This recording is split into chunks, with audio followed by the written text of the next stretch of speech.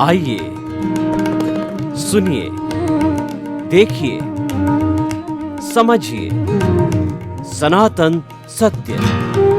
जैसी दृष्टि वैसी सृष्टि, दृष्टि विज्ञान। कुदरत, कुदरती रचना एवं कुदरत के कानून से शाश्वत सुख की प्राप्ति। जोधपुर के परम पूज्य महात्मा उपासक प्रोफेसर डॉक्टर सोहन राज तातेड़ के निर्देशन में सनातन सत्य। जैसी दृष्टि वैसी सृष्टि, दृष्टि विज्ञान।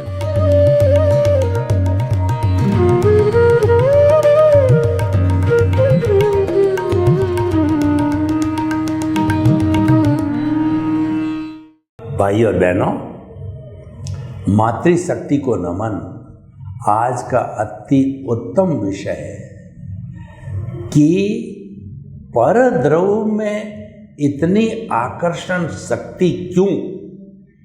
स्वद्रव्य और परद्रव्य को हमें समझना है। स्व का मतलब खुद का, पर का मतलब पराया।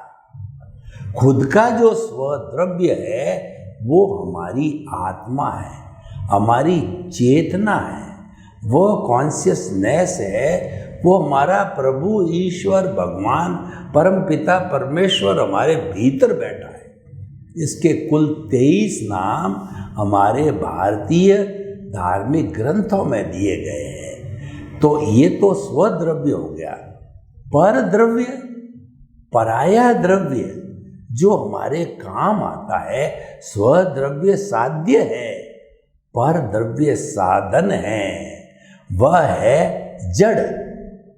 क्योंकि पर द्रव्य बिना हमारे शरीर का काम नहीं चलता। किसी भी जीवित प्राणी का 84 लाख जीवा योनि जो बर्थ प्लेसेज है और उनकी संख्या असंख्य अनंत है, उनके जीवन का निर्वाह, उनका भरण पोषण, उनका मन वचन काया की प्रवृत्ति पर द्रव्य के बिना एक क्षण भी नहीं चलती। और वह पर द्रव्य है जड़। जड़ पर द्रव्य, चेतन सर्वद्रव्य। चेतन कभी जड़ नहीं हो सकता, जड़ कभी भी चेतन नहीं हो सकता। स्वद्रव्य कभी पर द्रव्य नहीं हो सकता, पर द्रव्य कभी भी स्वद्रव्य नहीं हो सकता। तो ये दो चीज़ें हो गई। तो हम ये कहना चाहते हैं पूरा ब्रह्मांड जड़ और चेतन दो तत्वों से मिला हुआ है। तीसरा तत्व इस ब्रह्मांड में नहीं है। और उनकी भेद रेखा क्या है कि चेतन अनुभूति करता है सुख दुख की, और उसमें फीलिंग होता है, प्रजनन होता है और उसमें ग्रोथ होती है। लेकिन जो है जड़ होता है वो गलन मिलन धर्मा होता, उसमें फीलिंग नहीं होती है, उसमें सुख दुख की अनुभूति नहीं होती है। वो तो टूटता है, मिलता है, यानी कि उसमें जो है पर्याय होता है, उत्पाद होता है, व्यय होता है, और वह गलन मिलन धर्मा है। हमारे भौतिक विज्ञानियों ने अब तक 116 तरह के द्रव्य जो है वो ढूंढ निकाले हैं, तत्व ढूंढ निकाले हैं, और वो आपस में मिलते टूटते जुड़ते रहते हैं कि कभी अबरक बोडल में बदलता है, कभी सोना चांदी में बदलता है, और कभी सोडियम पोटाशियम बदलता है, कैल्शियम में बदलता है। इस तरीके से ये बदलना जिसका नाम है, ये संचरण करते हैं। जो संचरण करता है उसी को हम संसार कहते हैं। तो ये दोनों की अलग अलग भेद रेखा है। तो हम ये कहना चाहते हैं कि हमारे सामान्य जीवन के अंदर परद्रव्य का इतना महत्व क्यों है। इसके कई कारण हैं। परद्रव्य है वो दिखाई देता है, जैसे धन दौलत पद प्रतिष्ठा, खाना पीना, सोना रहना बैठना, ये सारे दिखाई देते हैं। दूसरे शब्दों में जड़ है वो मनोरंजन है, और जो चेतन है वो आत्मरंजन है। आत्मा दिखाई नहीं देता है, आत्मा को तो अनुभव किया जाता है, आत्मा को हाथ पे नहीं दिखाया जाता है। लेकिन आत्मा नहीं है तो जड़ तो मिट्टी है, इसको जला दिया जाता है। दोनों की तुलना की जाए तो महत्वपूर्ण जो है वो चेतन तत्व है, उसका सहयोगी है जड़ तत्व है। जड़ का सहयोगी आत्म तत्व नहीं हो सकता है। चेतन तो हमेशा रहेगा, लेकिन जड़ है उपयोगी तभी होता है जबकि चेतन जो है उसके साथ जुड़ता है। हम मन वचन काया की बात कर रहे हैं। तो भाइयों और बहनों, तो पर द्रव्य में इतना मनोरंजन का कारण ये है कि सारा जीवन उसके आधार पर चलता है। जैसे कि खाना पीना, उठना बैठना और पद प्रतिष्ठा सम्मान, ये सारा चीज़ जो होता है, घर परिवार बंगला और हमारा रोटी कपड़ा मकान शिक्षा चिकित्सा, ये सारा जो है वो जड़ पदार्थ है। तो उसका आकर्षण क्यों नहीं होगा? निश्चित तौर से आकर्षण होगा। तो हम कहते हैं भले ही आपका आकर्षण हो, हमको मनाही नहीं है, क्योंकि हम उसको जो है सृष्टि बोलते हैं।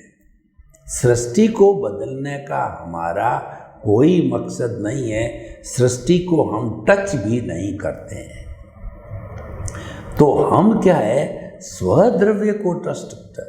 हमारा सनातन सत्य है वह, उसका मूल उद्देश्य यही है कि दृष्टि परिवर्तन। दृष्टि परिवर्तन का मतलब ये है आपकी जो रॉन्ग बिलीफ है, आपकी जो गलत मान्यता है, मिथ्या ज्ञान मिथ्या दर्शन को बदल करके सम्यक ज्ञान सम्यक दर्शन करते हैं। हम आपको एक चीज़ बताना चाहते हैं कि स्वद्रव्य के बिना पर द्रव्य का कोई अस्तित्व नहीं। उदाहरण देता हूँ, स्वद्रव्य आत्मा को आपने एक माना, अब उसके बाद में पर द्रव्य के जीरो लगाओ। पहला जीरो धन दौलत, दूसरा जीरो पद प्रतिष्ठा, तीसरा जीरो जो है वो आपका हीरे पन्ने माणक मोती, चौथा जीरो है आपके सुंदर बंगला, पांचवा जीरो आपके स्त्री पोते बेटे परिवार का है। तो देखिए, एक होने के साथ में जीरो लगते ही 10 गुना 100 गुना 1000 गुना लाख गुना करोड़ गुना। अब मैं एक को काट देता हूँ और आपको बताता हूँ वो 5 जीरो एक के पीछे लगे तो एक के कटने के बाद क्या उनका कोई मोल है? नहीं, उनका मोल बिग जीरो है, कोई मोल नहीं है। इसका अर्थ ये हो गया कि जो मोल है वह हमारे स्वद्रव्य का है।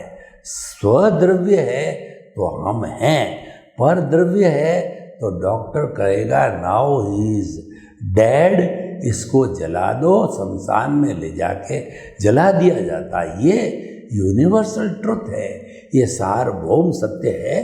तो आप पर द्रव्य को आप आकर्षण करो, वो हमारी मनाही नहीं है, क्योंकि सृष्टि है, हम उसको बदलने की बात नहीं कहता। परंतु हमारे को इस बात से ऑब्जेक्शन है कि लोग 99.9% जो है मनोरंजन यानी पर द्रव्य में अपना पूरा जीवन बिताते हैं और जो मौलिक रूप से स्वद्रव्य है उसको बिल्कुल भूल जाते हैं, इग्नोर कर देते हैं।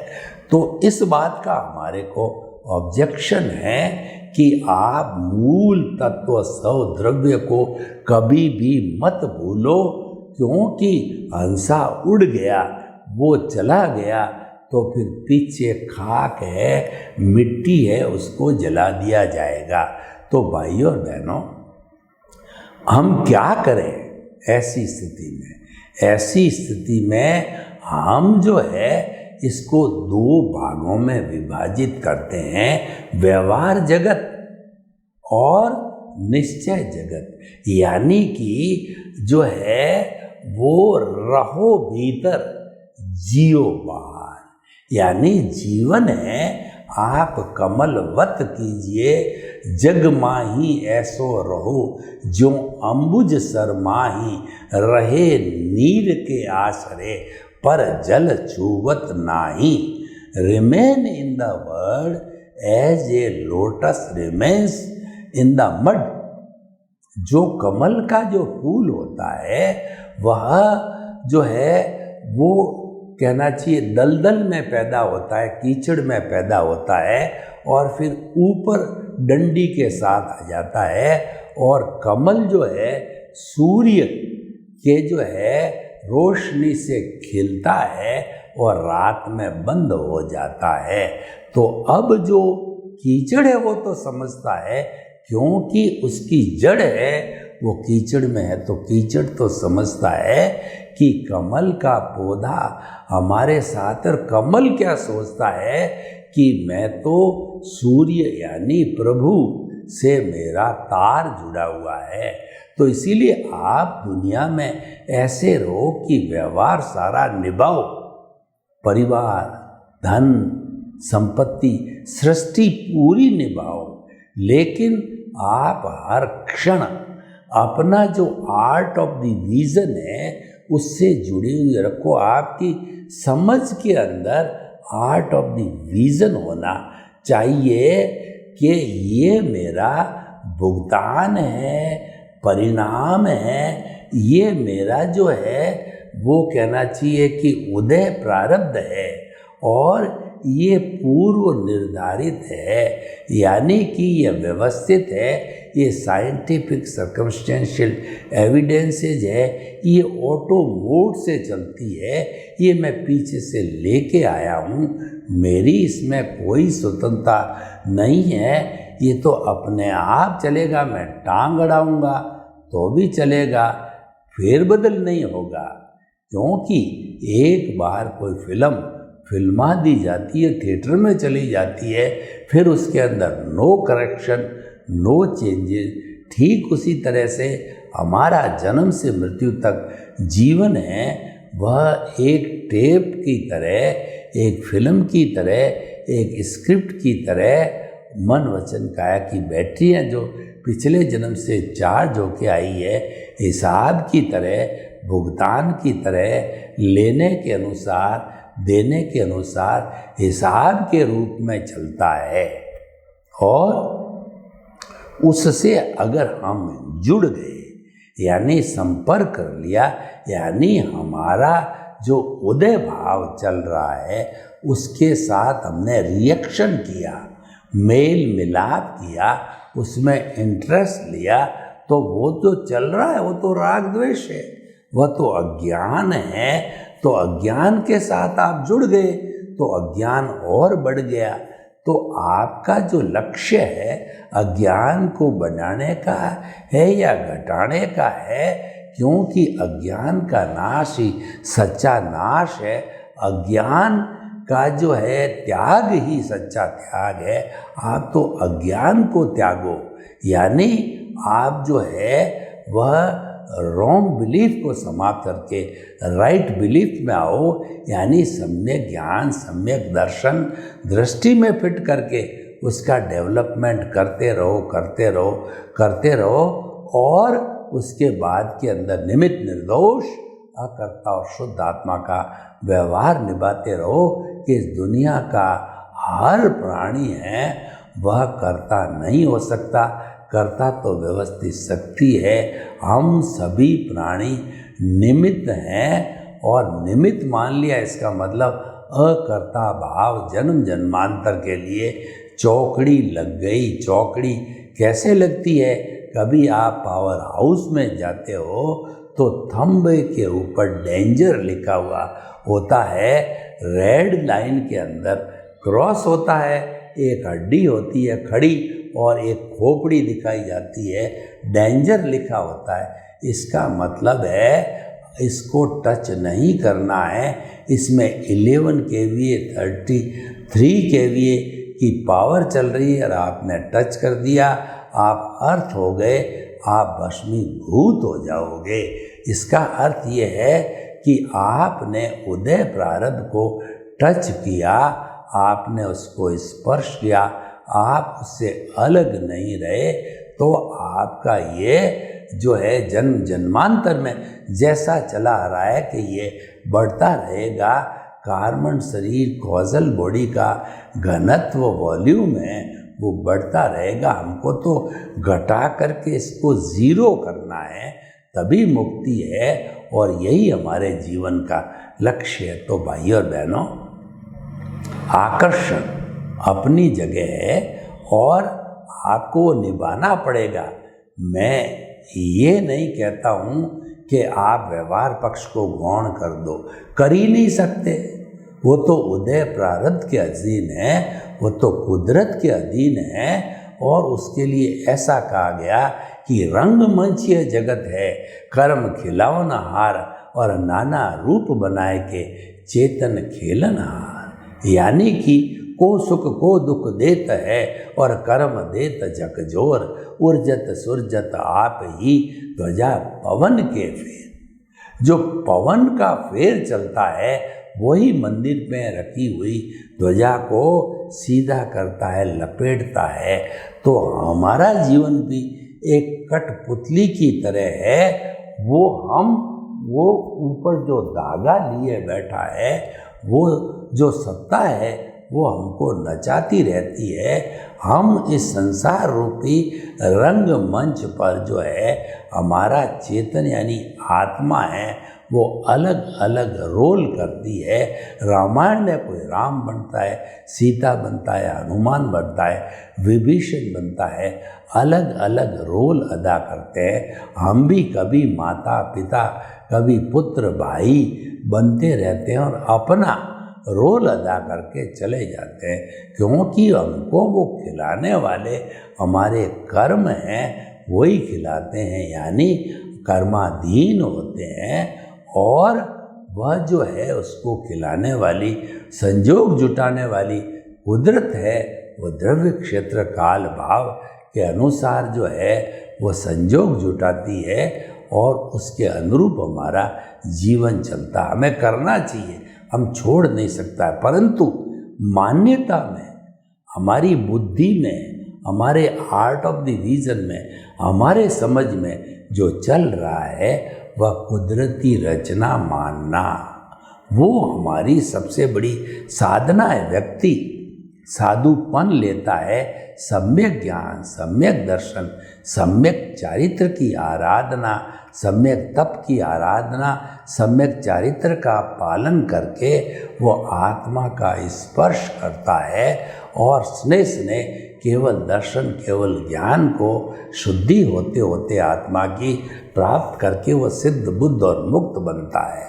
तो हम आपको वही प्रक्रिया बताते हैं कि आप जितना ये कुदरती रचना को देखते रहोगे, उसको प्रकृति पुरुष को अलग रखोगे, किसी भी परिस्थिति में मिलने नहीं दोगे, ये सम्यक तप आपकी साधना जन्म से मृत्यु समझ आवे, जब से ले जाके मृत्यु तक ये कुदरती रचना, कुदरती रचना, कुदरती रचना मानते मानते मानते ये सम्यक तप इतना गहरा हो जाएगा। ये जो कुदरती रचना मानना है ये हमारी जागृति है, और जो है हमारे भीतर मैं स्वद्रव्य हूँ, इसकी 100% एहसास होना, 100% श्रद्धा होना, वो प्रतीति है। तो जागृति हमारा रियल पुरुषार्थ है, और इस जागृति पुरुषार्थ के माध्यम से हम सम्यक तप को गहरा गहरा गहरा करते जाते हैं। ये सम्यक तप है, हमारी जागृति रियल पुरुषार्थ है। और ज्यों ज्यों ये गहरा होता जाएगा, तो जब हमारा ये सम्यक तप जो अनुभव कराते कराते 360 डिग्री का अनुभव, 1 भव, 2 भव, 3 भव, 4 भव, क्योंकि आर्ट ऑफ विजन में हमारे सम्यक ज्ञान, सम्यक दर्शन का डेवलपमेंट हो रहा है और निमित्त निर्दोष अकर्ता शुद्ध आत्मा हमारा सेंटर के अंदर जो हमारी शुद्ध आत्मा है और हमारे परिधि के ऊपर जड़ धन संपत्ति और हमारा उदय प्रारब्ध है और बीच में जो है हमारी प्रयोगशाला है वो है निमित्त निर्दोष अकर्ता शुद्ध आत्मा। इस प्रयोगशाला, इस साधना के द्वारा हम धीरे धीरे हमारा जो परिधि है वह घटती जाएगी, समाप्त होती जाएगी। एक क्षण ऐसा आ जाएगा कि वह परिधि है वो केंद्र में आके विलीन हो जाएगी, यानी कि प्रतिष्ठित आत्मा का अस्तित्व समाप्त हो जाएगा, हमारा संपूर्ण पुरुषार्थ हो जाएगा, केवल दर्शन प्राप्त हो जाएगा और हम मन से अमन हो जाएंगे और हमारे जो है वो कुदरती रचना देखते देखते हमारे जो रियल पुरुषार्थ की पराकाष्ठा सम्यक दर्शन, हमारे पराकाष्ठा केवल दर्शन की प्राप्ति हो गई और उधर हमारा आयुष्य समाप्त हो गया। तो नेक्स्ट बर्थ के अंदर जो रिजल्ट के रूप में हमारे को सम्यक ज्ञान, हमको जो है केवल ज्ञान मिलेगा, वह केवल ज्ञान परिणाम स्वरूप होगा और वह जो है वो जीवन भर केवल ज्ञानी रह कर के प्रवचन दे कर के बिना कर्मों का बंधन करके हम जब सारी चीज़ परिणाम भुगत लिया जाएगा तो सिद्ध बुद्ध और मुक्त बन जाते हैं। तो भाइयों और बहनों, जो हम आज का विषय है कि परद्रव्य में इतना आकर्षण क्यों, तो ये तो आकर्षण रहेगा क्योंकि हमारा व्यवहार जगत है और इसके अंदर विविधता है, ये द्वैत है। जो संसार है वह द्वैत कहलाता है कि उसके अंदर कई तरह के जो है लोग रहते हैं। हमारी कोई भी वस्तु है, उस वस्तु का अस्तित्व कब है कि उसके अंदर जो विरोधी धर्म है वो एक साथ में रहते हैं, तभी उस वस्तु का अस्तित्व है। यानी उसके अंदर उत्पाद व्यय होने के बाद द्रव्य बना रहता है, तब जाकर के उसका अस्तित्व है, चाहे जड़ और चेतन हो। तो भाइयों और बहनों, बड़ा सुंदर विषय है कि हम सामंजस्य बिठावें। हम जो है जड़ और चेतन का, हमारे साध्य का और साधन का ऐसा सामंजस्य बिठावें, ऐसी भेद रेखा खींचें कि दोनों अपने अपने दृष्टिकोण से चलते रहे। तो भाइयों और बहनों, हम आपको ये कहना चाहते हैं कि जो है आप इसको जो है चलाते रहिए, दोनों का सामंजस्य बिठाते रहिए, क्योंकि अकेला न तो साधन का अस्तित्व है न साध्य का अस्तित्व है। रात का अस्तित्व कब है? जब दिन होता है। और जो है वह स्त्री का अस्तित्व कब है? जब सामने पुरुष होता है। विरोधी चीज़ न हो तो किसी भी चीज़ का अस्तित्व नहीं होता है। पक्ष के साथ में प्रतिपक्ष का होना जरूरी है, अच्छाई के साथ में बुराई का होना जरूरी है, हे के साथ में उपादेय का होना जरूरी है। तभी ये सारे अपने अपने जोड़े बनाए गए हैं, दोनों जोड़ा साथ रहता है, तभी एक दूसरे का अस्तित्व है। तो हमारा ये जितना भी उदय प्रारब्ध व्यवहार जगत है, जड़ है, ये चलता रहे पर नया निर्मित ना हो। हमारा निष्कर्ष ये है कि नया जो है हमको कर्म शरीर नहीं बनाना है। पुराने को जो है बर्फ की शिला की तरह पिघलते पिघलते इस अज्ञान को, इस कर्म शरीर को, इस राग द्वेष को और इसको मोह के संसार को जीरो करना है। तभी हम मुक्ति को जा सकते हैं, तभी हम द्वैत से अद्वैत बन सकते हैं। हमारा लक्ष्य है अद्वैत को प्राप्त करना है, द्वैत को जो है जी करके समाप्त करके। देखिए कि जो हमारा ये वेदांत है उसके अंदर विधेय की साधना कही जाती है, वही साधना हमको करनी चाहिए। विधेय की साधना है, जुदापन की साधना है, वेद विज्ञान की साधना है, ज्ञाता दृष्टा की साधना है कि उसके अंदर हमको अलग अलग मानना। सम्यक तप की साधना है, हमको जो है उसके अंदर जो कुछ भी हमारे उदय प्रारब्ध चल रहा है उसको कुदरती रचना मानना, यानी विधेय की साधना एक समान है। जब विधेय की साधना की जाती है तब समय आता है, तो जब आयुष्य समाप्त होता है तो हमारा जो है द्वैत है वह द्वैत अद्वैत में मिल जाता है, जीव का मोक्ष हो जाता है, वो ब्रह्म में विलीन हो जाता है। तो भाइयों और बहनों, बड़ा सुंदर विषय है कि अपना अपना अस्तित्व है, दोनों साथ साथ रहते हैं, रहना पड़ेगा, रहते ही हैं, कोई तकलीफ नहीं। हम परिवार में जीवन भर साथ रहते हैं, माता पिता पत्नी और पुत्र पोते पोतियाँ, उनकी बहुएं, क्या हर्ज है, रहना ही पड़ेगा। अकेला व्यक्ति तो रह नहीं सकता, व्यक्ति तो सामाजिक प्राणी है। कल वो हिमालय की गोद में भी साधना करने चला जाएगा तो वहाँ भी उसको जो है द्वैत चाहिएगा, यानी कि उसको जो है रोटी कपड़ा मकान शिक्षा चिकित्सा सब चाहिएगा, वहाँ भी उसको समाज चाहिएगा, क्योंकि वो सामाजिक प्राणी है। पशु पक्षियों का भी समाज होता है, सभी अपने अपने समाज में जीते हैं। पक्षी जो उड़ते हैं लाइन सर, वो उनका समाज है। पशु रात्रि के समय में एक बाड़े के अंदर विश्राम करते हैं, वो उनका समाज है। और हम कई परिवार मिलकर के समाज को बनाते हैं। समाज हमको पहचान देता है, पद देता है, प्रतिष्ठा देता है, सत्कार देता है, हमारा सम्मान करता है। तो भाइयों और बहनों, तो हम जो है पर द्रव्य कोई ऐतराज नहीं है, लेकिन केवल पर द्रव्य 100% पर द्रव्य में डूबे रहो। स्वद्रव्य उसके अस्तित्व को स्वीकार ही नहीं करो चारवाक की तरह, या उसको बिल्कुल भूल जाओ, ये जो है हमारा इसमें ऐतराज है। दी ऑब्जेक्शन दिस माइंड, हम कहते हैं कि आप मूल को मत भी भूलो, क्योंकि मूल को सींचोगे तभी पत्ते हरे रहेंगे।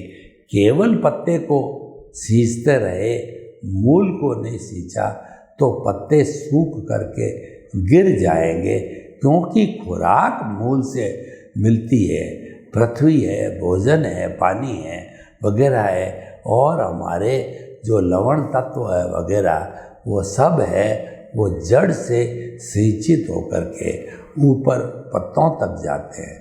तो भाइयों और बहनों, ये सारा जो एक क्रम है, इस क्रम के अंदर हमको किसी चीज़ में ऐतराज़ नहीं है। हमको तो स्व और पर का सामंजस्य बिठाना है और दोनों को अलग अलग रखना है। जुदापन की जागृति, ज्ञाता दृष्टा भाव और जो है भेद विज्ञान करना, प्रकृति पुरुष को अलग रखना, ये हमारा सम्यक तप है। जब ये सम्यक तप जो है पुष्ट हो जाएगा तो हमें जो है शाश्वत सुख की प्राप्ति अपने आप हो जाएगी। सर्वे भवन्तु सुखिनः, सर्वे सन्तु निरामया। लोक के सब जीवों को सुख मिले, शांति मिले, आनंद मिले, प्रेम मिले, सौहार्द मिले और सभी अपने गंतव्य मुक्ति को प्राप्त हो। आपके प्रति मंगल भाव।